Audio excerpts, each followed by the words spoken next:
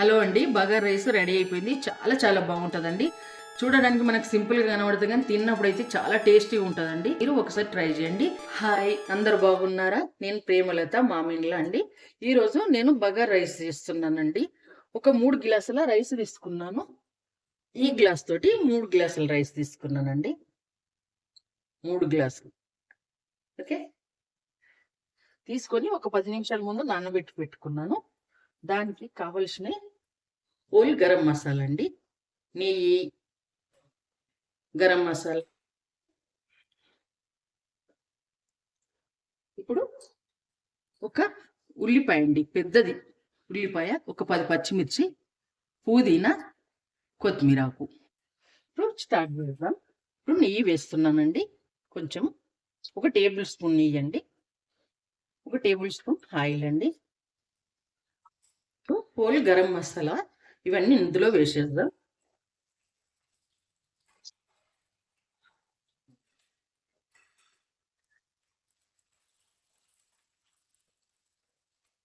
ఇప్పుడు ఉల్లిపాయ అండి,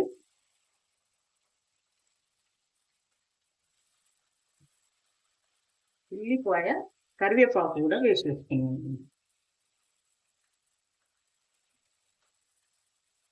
ఇక్కడ సాల్ట్ వేస్తున్నా ఉల్లిపాయ వేగడానికి.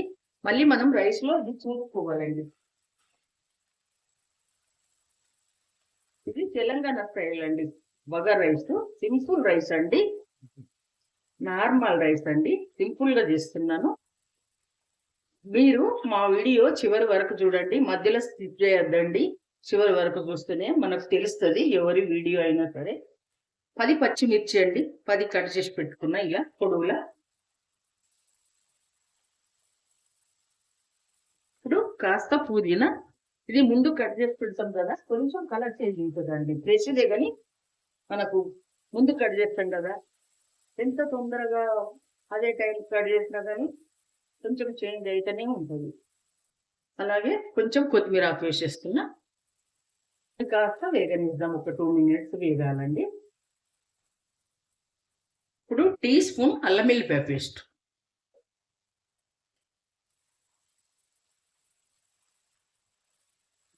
అల్లం వెల్లిపాయ పేస్ట్ కాస్త పచ్చి వాసన పోయింది కదా. ఇప్పుడు మనము అన్నం సరిపోయింది వాటర్ వేసుకోవాలి. ఈ గ్లాస్ తోటి 6 గ్లాసుల వాటర్ వేస్తున్నాండి, 1కి 2. మీ ఇష్టం అండి, మీరు 1 గ్లాసు తగ్గించుకోవచ్చు. అన్నం పొడి పొడిగా తింటా అంటే 1, 2, 3, 4, 5, 6 గ్లాసుల వాటర్. 3 గ్లాసుల రైస్ ఫుల్ నిండా తీసేసుకున్నాండి. ఒక టేబుల్ స్పూన్ సాల్ట్ వేస్తున్నా. అప్పుడు కొంచెం చిటికెడంత వేసిన కదా, టీ స్పూన్ అండి, సారీ, టీ స్పూన్ సాల్ట్. ఇలా కలిపి ఇందులోనే రైస్ వేసి విజిల్ పెట్టేద్దాం.